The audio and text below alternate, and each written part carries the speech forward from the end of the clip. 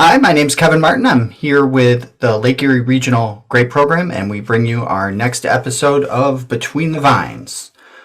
We've taken off a couple weeks for the holidays, and it's great to be back. It was great to have some time off. I think we had one or two podcasts scheduled for you, so maybe you didn't miss us quite as much as we missed you, but we certainly took at least a week off. So we are back now, and we do have some updates for you, in particular regarding our conference, which is coming up a little bit faster than it normally does, if you haven't heard. And again, we'll get back to fertilizer labor issues on my end of things. And the conference is a little complicated, so Andy's going to join in and help explain what's a little bit different this year in terms of where you might see Mr. Musa sharing his information with you. But I think we'll start off with the conference, and Jen has been working hard collecting speakers to make sure we have great content for you up in March and before. So, Jen? Hi, thank you, Kevin. Hi, everybody. Happy New Year. Our conference does look a little bit different this year. We're doing a winter conference series where you get 3 separate dates, all for the same price. And I can give you the pricing. It's $100 for the first person in your operation and $35 for each additional. That will include 2 virtual days, one hopefully with credits because it's sort of a course that we've been approved for in the past. So we're going to include it this time to give an opportunity there. And then our in-person in March, which we are hoping to still be in person, and the world will hopefully calm down by that time. Right now we're going as it is an in-person, but if something should happen, we can convert over to virtual since we're all used to that anyway. So again, there are 3 courses. One starts in January. It's January 19th. Our guest speakers will be Dr. Terry Bates and Nick Gunner and Kevin Martin. Dr. Terry Bates and Nick Gunner will be talking to you about the MyEV tool. We did have a program last year in regards to this on how you can use it, what you can use it for, how you can set it up, going through people's questions that they may have tried it, and it's going to be that same type of content. So if you missed it in November, please join us on January 19th. I should state that, I'm sorry, Kevin, I didn't mean to just blow over what you were doing, but I wanted to make sure everybody knows there's one fee. You get all 3 days, whether you come to 1 or 0 or all 3, it is the same price, $100 for the first person in your organization and $35 after that.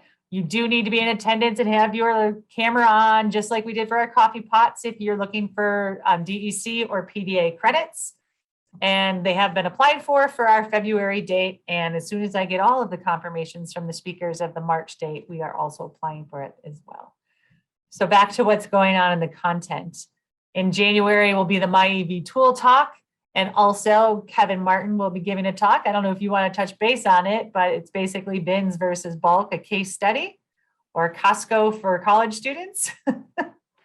Did you want to elaborate, Kevin? I mean, not too much, but basically what we looked at is I've made a lot of assumptions about bulk, transitioning to bulk for different operations. And I think we started with information for larger growers as it seemed most clear that that's where the adoption would really be focused on. And that's probably true. That's where it's mostly been focused so far. And we had some assumptions about, or I had some assumptions about what it would look like in a smaller operation. And it looked okay. It looked pretty good. So somebody took that, I think it was an article, ran with it and tried it. And, we'll share what their experiences were on a small operation and how bulk worked for them on a small operation. Thank you. That again is the January session. That is January 19th from 9 to 12, and you must pre-register for all of the conference dates. There is a registration link on our website, and we can also, can't really add it to the audio portion of this, but if you go to our blog post, you can see it, the video blog. The next date is in February. That is February 16th from 9 to 12 a.m. And that's our own Andy Musa and Brian Head. They will be doing the 2022 Pest Management Spray Schedule course that we did last spring and the spring before, and people seem to really appreciate. We have applied for DEC and PDA credits for that. So hopefully, because it was approved in the past, there should not be an issue, hopefully, but there's always that case. Andy, did you want to talk a little bit about that? Yeah, I just to mention that again, it's February 16th. It's the second of our virtual conference series. And again, as Jen mentioned, it'll be 9 to noon. Last year we had it, I think, last 2 years in April, right before the spray season began. But so that we could be part of this series and the winter conference for 2022, we decided to hold it a little bit earlier. And hopefully with holding it a little bit earlier too, we'll get even more participation than we have in the past. So again, this will be 2022 pest management spray schedule. What's your plan? And it'll sort of be along the lines of like a coffee pot meeting. It'll be interactive so that growers can talk about anything that they want, ask questions concerning maybe specific pest problems that they've had last year or potential pest problems. And Brian and I will address timing of spray schedules, critical growth stages, some of the pesticide options that growers might have to control insects or diseases, and we'll touch on resistance management. So we'll cover the whole gamut of pest management like we did in the previous years to sort of set growers up so that they can plan their pest management spray schedule. And like I said, there'll be plenty of time for growers to ask specific questions concerning problems on their farm.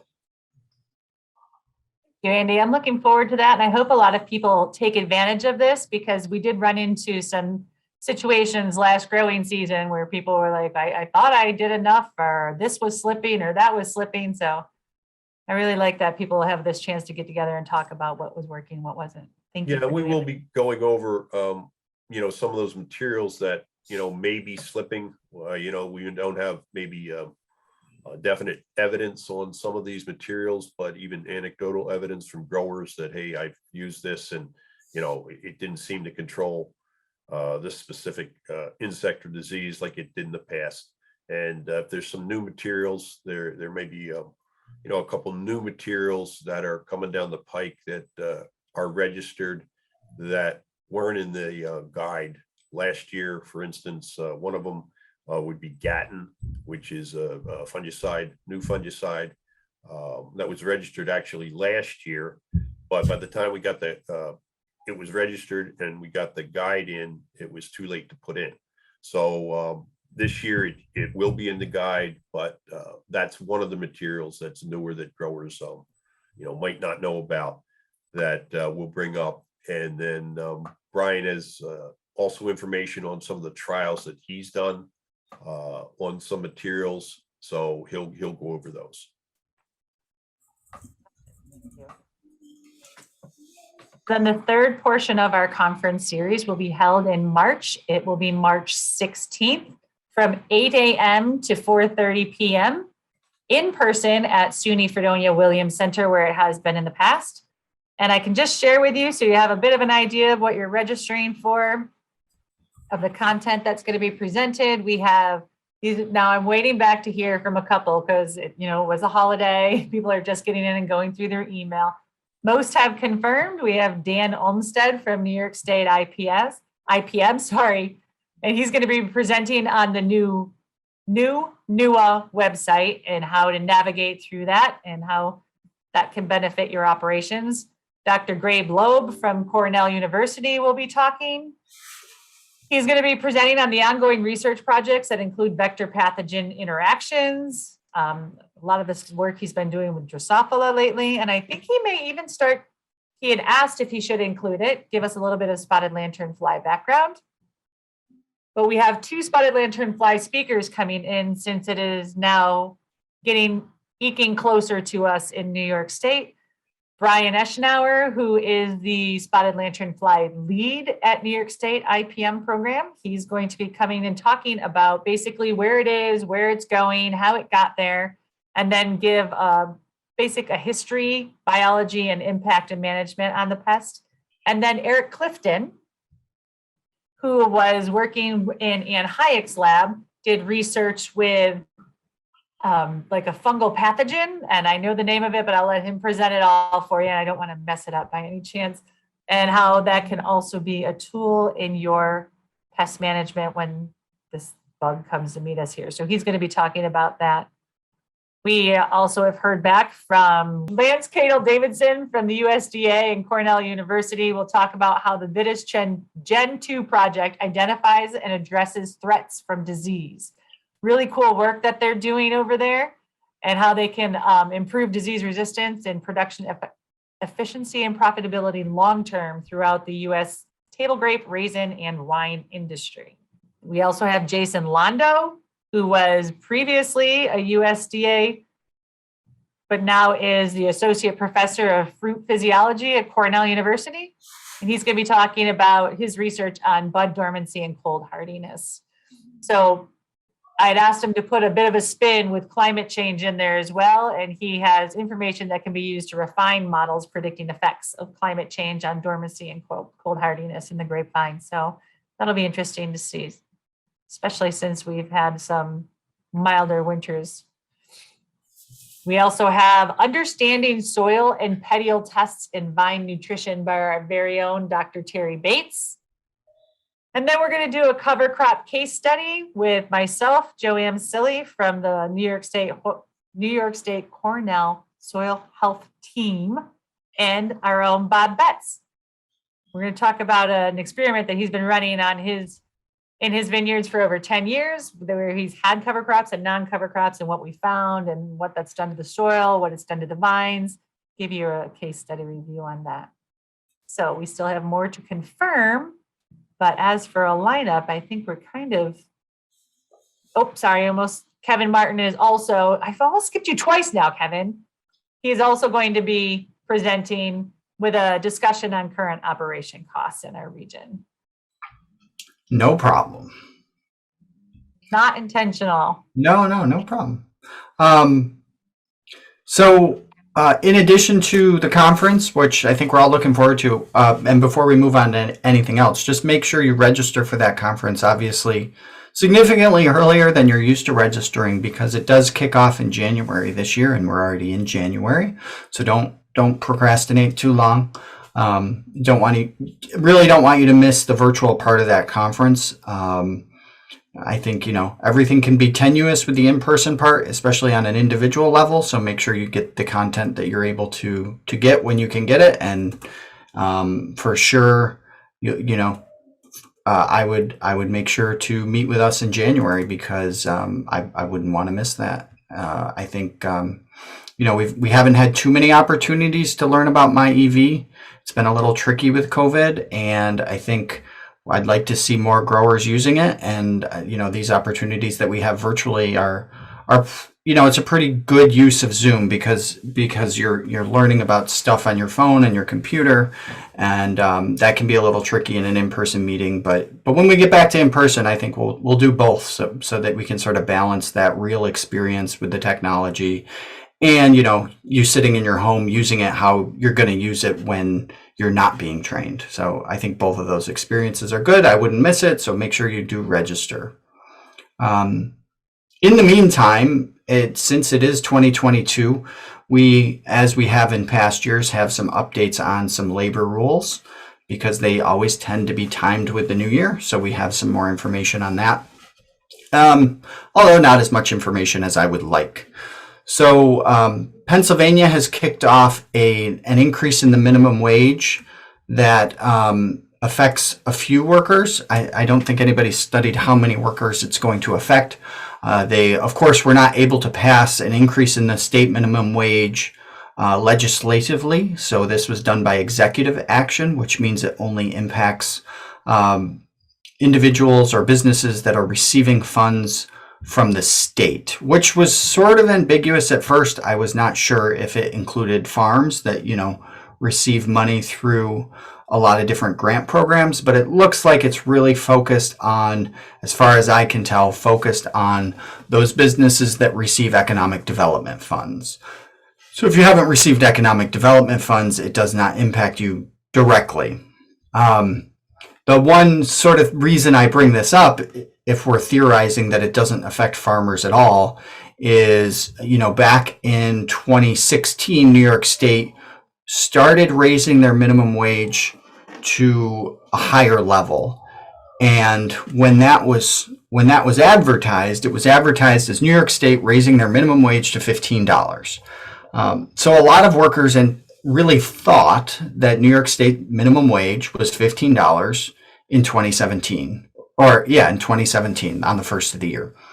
It was not. It was, $11 in New York City. It was $9.70 for workers in our part of the state. But, and I think there was some education, like they realized, they're phasing this in. But because that was set, nobody was making $9.70 an hour after that happened. There was a lot of pressure to get to 15 by laborers, and that was the expectation that was set. Even though to this day, we are, so in this part of the state, the minimum wage increased from $12.50 to $13.20, which is the same 70 cents it has gone up since 2016. So we're currently at $13.20. We've seen a path of 70 cents every year in New York State. So we'll probably be at $13.90 next year. So we're still not at 15. We won't be at 15 in 2023, but that is sort of the common perception. So now that Pennsylvania has started to increase minimum wage for a few workers to $13.20, it will be interesting to see how or if that does impact growers in an indirect way, as it had in New York State. Since it's a smaller number of workers, maybe it won't work out that way, but it is certainly something to watch. I'd say it's certainly something to watch to see if the number of workers it affects ever gets expanded by executive order. And obviously there continues to be a move to raise minimum wage in Pennsylvania by legislative action. I have no idea what that will look like. We know in the medium term that it's not going to happen. So for now, that won't be happening, but again, something to watch. The one piece of information I really wanted to share with you that does not yet exist is the Farm Laborers Wage Board in New York State had to meet and decide by December 15th of this year as to whether or not they would lower the overtime rules from 60 hours to something less than 60 hours. They did meet. They did not decide. They had to decide, but they didn't. Maybe this is good news. It certainly has upset people in the industry because they were really expecting a decision by the first of the year. They're actually holding another hearing today and again on the 18th and another at some point yet to be determined. So for sure with the extra hearings, they won't be deciding anything in January. We do know that surveys that Cornell did show that getting down to 40 hours, farmers view to be very costly. When we look at payrolls, it looks like they're not completely making up that concern. It will either take a whole lot of extra workers or there will be a lot of overtime that is paid. One or the other would have to happen. Grape growers are in a little bit of a better position. I mean, believe it or not, it's not a good position. But one of the real main concerns of increasing the size of a labor pool in other industries involved in agriculture is they actually manage their labor, so they'll have to hire more managers. They provide housing, so they'll have to build more houses. For us in the grape industry, if we can find workers, it's a relatively fixed cost. So I would expect that if we can find workers or reduce our reliance on labor, that's what we'll try to do to avoid this. But I'm seeing more people paying overtime now. I think as I talk about how, maybe we just need more workers, we actually have less. So that's not really working out very well right now. So we're seeing not typically 60-hour work weeks. We're seeing, I don't want to say violations, but running into issues with the day of rest. So if you work less than 60 hours, but you work 7 days in a row, on that seventh day or whichever your assigned day of rest is, you're paid overtime. And that's really what we're starting to run into as pruning crews are leaner and leaner, there's opportunities for them to work 7 days in a row because there are less workers. Wasn't there something in regards to that law about threatening jail time if they did that 7th day? I could have swore it was like. No, I mean, it's no different than anything else. Like, there are, extreme violations of labor law can lead to criminal charges, and it's not any different with this or anything else. I wouldn't imagine that growers would fail to pay overtime when it was entitled, but I don't know. One of the things that has always, I think, concerned me personally is it's very difficult to try to figure out overtime pay in a piece rate culture. So we pay 35 cents a vine. What is overtime? So, I don't have any good solutions to that other than you really need to make sure that your workers are turning in hours. You can pay them any way you want, but they need to turn in hours, particularly because there's a day of rest. So, in the past, if there was an overtime rule that looked like a regular overtime rule where it didn't matter if there was a day of rest, you were just looking at hours. If somebody turned in 600 vines, they didn't work overtime. I mean, obviously, that didn't take them more than 40 hours. It certainly didn't take 60 hours. And you don't know that with certainty, so there would be some risk of litigation, but I don't think you would get, you wouldn't have as much of an issue of proving your case. Now we have no idea. I mean, we need to know that pruning crew didn't work on Wednesday or Saturday or Sunday or whatever their day of rest is.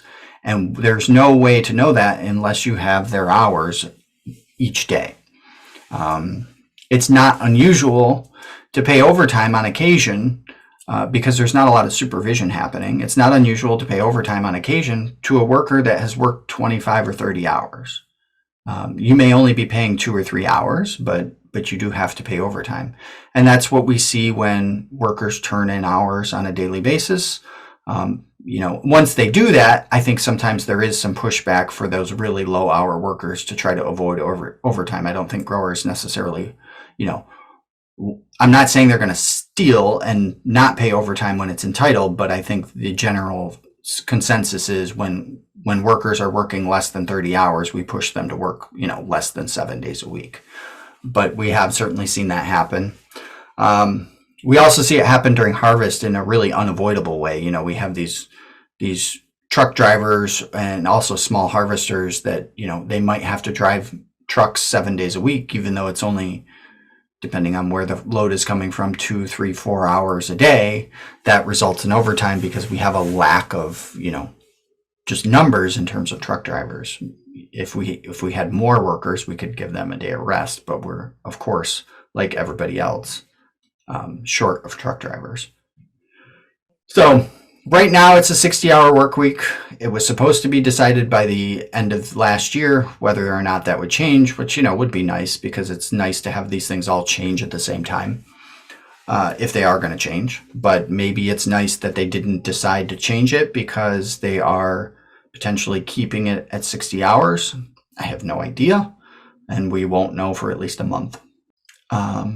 That's really all I have on labor for this year. There's lots of stuff that has changed in the last 3 years. Hopefully you've listened to our updates and you're, following the laws. But it's been sort of a fast-paced kind of thing that has slowed down a little bit. We still don't know anything about the retirement plan in New York. So you have to provide a retirement plan to all your workers. They have to contribute to it. It's not optional. After a certain period of time, they can opt out. Because you're taking their money and putting it in a retirement account. The employer is not obligated to put any money in themselves. But it is New York State has decided to cut out the middleman. So if you want to set up an account with Vanguard or Fidelity, you can. But there's going to be a New York State plan. I assume it's going to look a lot like a 529 plan. If anybody out there has ever done it. To get the state benefits, you have to go through the state plan and invest with the state. It'll look like that. They haven't set that up yet. You were supposed to already be doing it, but you can't do it because there's no system that's in place yet. So when that system is in place, you'll have to do that. And I think that'll be 3% of what you pay them they will have to submit, forego and give to this retirement account for themselves. It'll look like a 401k. Kevin, does that include? New York. Okay, but, And that even for New York, does that include pruning crews? yeah. It does. What happens if a grower contracts out with a say somebody that handles pruning crews, so they're not directly working for the grower? Or So because it's farm labor, either that contractor who is administering it for them will do it, or the grower will be liable for the violation because the contractor isn't doing it. So if you use a contractor check, right? What's that? Yeah, like Jen was going to say, the same thing I was going to say is that you have to be sure that the contractor is setting that up. Right. And you're not going to get very far anyway because there are very few registered farm labor contractors in this part of the state. So chances are you're not legally doing anything right anyway, unless you're using a licensed farm labor contractor, and there are very few in the state, in this part of the state. What about, how do H2A workers come into this? Because, some growers are using H2A workers. So I'd have to look. They might be exempt. They're exempt from a lot of stuff like this. They're not exempt from everything. Like they're not exempt from overtime rules, which is one of the big concerns is with H2A, you'd get more H2A workers and limit the overtime. That limits your ability to recruit H2A workers because it sets a lower cap on their wage if they're only working 40 hours. So I don't know. I don't know the answer to that. Again, I think the state is behind in finalizing the regulations. So it may be that I need to reread and I can find an answer to that question, or it may just be that there isn't an answer yet. All right, thanks. But and it is important to note that this is just for New York State because this there was a very similar plan that was considered federally, and it looks like that is not going to progress. So if you were worried about it in Pennsylvania, there was probably a reason to be worried, but for now, it looks like that has passed. In some ways, I think this is a good thing. I think it's just going to be a very difficult thing that's didn't necessarily consider the sort of the plight of the seasonal worker. It makes a whole lot of sense for non-seasonal workers because I think a lot of the problem was, even well-paid workers didn't have access to these plans because for a business, it was very expensive to get access to a plan that made sense. So it wasn't necessarily, saying a company needs to match 3% or 6% or 10% or whatever is one thing, but really what is happening here is they're just required to set up a plan so that all workers can take advantages of the same tax breaks. And the problem with that historically has been small businesses were unable to do that because Vanguard, Fidelity, whoever was charging too much to administer that plan. And this lowers the cost of more traditional 401k plans. So in that sense, it's good in the sense that, you're trying to manage it with seasonal workers that are probably just going to get really small amounts and forget about it. And eventually the state is going to get the money in 70 years. Like that. I mean, that part of it is not ideal when you're talking about seasonal workers that work for a lot of employees. They're going to have a lot of different accounts. It will be rather problematic. Before we go, I have a quick update on fertilizer prices. They are continuing to increase, but the increases have slowed down considerably. On a percentage basis, the last data we have from the very end of the year is it's all slowed down to single-digit increases over the course of a week or two. 4 or 5%, 3%. So at least around Christmas time when nobody was doing anything, we didn't see 10, 20, 30% increases. So take that for what you will. I think we'll get some better data once we're back to working full time and the traders do their thing and we see, what farmers are buying and planting. But we're getting very close to now pushing the records of historical fertilizer prices higher. Anhydrous, I think, already has done that, depending on where you gather your data from. Most others are just close. Potash historically had hit $900 a ton at one point. We're just now getting over 800. So we have not hit a ceiling yet for sure, at least in terms of historical records in potash. Urea was all sources of nitrogen were hit the hardest at this point if you're looking back over the course of this entire price increase. So urea would be one of those. Phosphorus was probably the least affected. You're looking at price increases year over year of less than 100%. So only really the phosphorus fertilizers or blends that are heavy in phosphorus would be less than 100% of an increase, which is not great news for grape growers because we don't use a lot of phosphorus, but we can always use less nitrogen, or a lot of us can. So I guess we take solace in that. But yeah, you're looking at, over $800 for a lot of your fertilizers in terms of cost per ton, essentially probably doubling roughly a maintenance application compared to what it was a year ago. But we'll keep watching that. Just wanted to provide you with the update because trends did technically change, even though it's not the most, revolutionary change. A lot of times volatility goes down around holidays. That could be what's going on. We could be starting to see it slowing down because prices have finally gotten high enough that people are wondering if it will result in behavioral changes. I don't know. Plug the conference one more time. Yeah, if you hung around with us so long that you forgot about what we first started talking about, we still have a conference that starts January 19th. Is that right? January 19th, At February 9 a.m. 16th, and March 16th.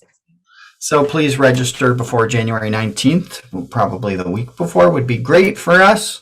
And that would give us time to get everything sorted.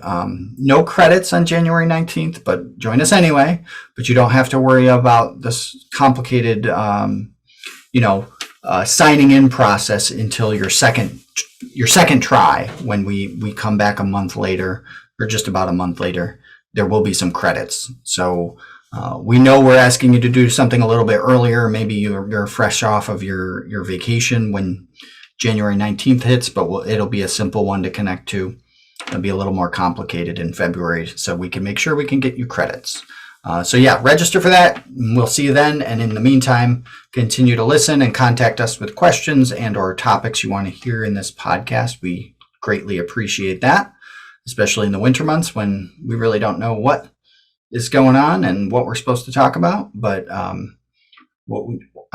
I kid a little bit. We always have information to bring you, and we'll be here almost every week. But yeah, we certainly have some time in the winter months to address your specific concerns. So feel free to reach out. Thank you for joining us, and we'll see you next week. Take care, everyone.